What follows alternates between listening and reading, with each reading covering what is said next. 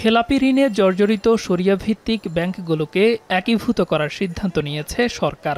এতে এসব ব্যাংকের সক্ষমতা বাড়ার পাশাপাশি বিনিয়োগকারীদের স্বার্থ গুরুত্ব পাবে বলে মনে করে কেন্দ্রীয় ব্যাংক। যদিও এই সিদ্ধান্তে আপত্তি রয়েছে কোনো কোনো ব্যাংকের।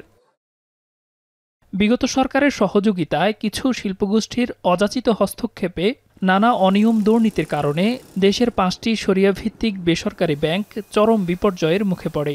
ব্যাংকগুলোর ঋণের বড় অংশই চলে যায় খেলাপিদের হাতে। লোকসানে পড়ে গ্রাহকদের আমানত ফেরত দিতে পারছিলেন না ব্যাংকগুলো। একীভূতকরণের প্রস্তাবে আপত্তি রয়েছে এক্সিম ব্যাংকের। ব্যাংকটি বলছে দুর্বলের সাথে একীভূত হলে ক্ষতির মুখে পড়বেন তারা। এ বিষয়ে কথা বলতে রাজি হননি ব্যাংকের চেয়ারম্যান নজরুল ইসলাম স্বপন। শেখ হাসিনার অর্থের যোগানদাতা হিসেবে পরিচিতি পাওয়া কারাগারে থাকা ব্যাংকটির সাবেক চেয়ারম্যান নজরুল ইসলাম মজুমদারের নিকটাত্মীয় তিনি। কেন্দ্রীয় ব্যাংকের হিসেবে এ 5 ব্যাংকে মূলধন ঘাটতি পাহাড় সমান। দীর্ঘদিন লোকসানে থাকা এসব দুর্বল ব্যাংকগুলোকে পুনরুজ্জীবিত করতেই একীভূত করা হচ্ছে। মার্জার প্রসেসটা জোরে সোরে চলছে। একটি নির্দিষ্ট সময় পর তারা ঘুরে দাঁড়াবে এবং একটি শক্তিশালী ভিত্তির উপর দাঁড়াতে সক্ষম হবে। তাদেরকে আওতার বাইরে রাখা হবে।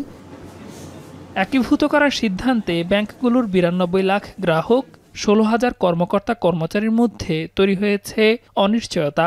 যদিও কর্মীদের চাকরি হারানোর শঙ্কা নেই বলে জানিয়েছে কেন্দ্রীয় ব্যাংক। বিশেষজ্ঞরা বলছেন, বিশ্বের অনেক দেশেই নিজেদের সক্ষমতা বাড়াতে ব্যাংক একীভূত করার নজির রয়েছে। এক্সিম ব্যাংক বরাবরই বলতেছে যে আমরা এই মার্জের সাথে যেতে চাই না। অথচ আপনি খেয়াল করলে দেখবেন যে এই এক্সিম ব্যাংকের তারল্য সহায়তা দিয়েছে বাংলাদেশ ব্যাংক প্রায় 10,000 কোটি টাকার উপরে, এখনো দিয়ে যাচ্ছে। ব্যাংকের সংখ্যা অনেক বাড়ানো হলেও বিভিন্ন ধরনের নিয়মের এবং সুশাসনের ক্ষেত্রে ব্যত্যয়ের বিষয়টা হয়েছে। সুতরাং বিশেষজ্ঞরা বলছেন, দেশে এত ব্যাংকের প্রয়োজন নেই। অডিট প্রক্রিয়ার মাধ্যমে কিছু ব্যাংক একীভূত করার প্রয়োজন ছিল আগেই। এটা মার্জ করে কোনো ব্যক্তিকে দেওয়া হচ্ছে না, এটা সরকারের প্রোটেকশনে সরকারের দায়িত্বে রাখা হয়েছে।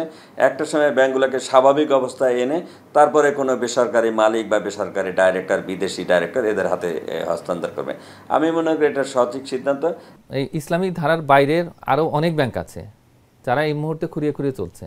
তো তাদের জন্য এটা শিক্ষা। কিন্তু তো আমাদের দেশে এত ব্যাংক থাকবে কি থাকবে না সেটা একটা নীতিগত সিদ্ধান্ত।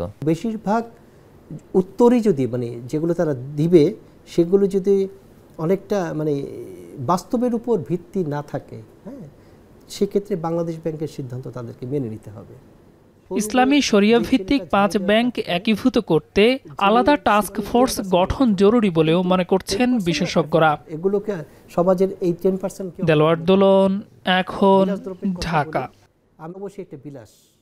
শিয়া বাটার ও ভিটামিন ই সমৃদ্ধ লিলি হালাল বিউটি সোপ, তারুণ্যময় উজ্জ্বল ত্বকের জন্য।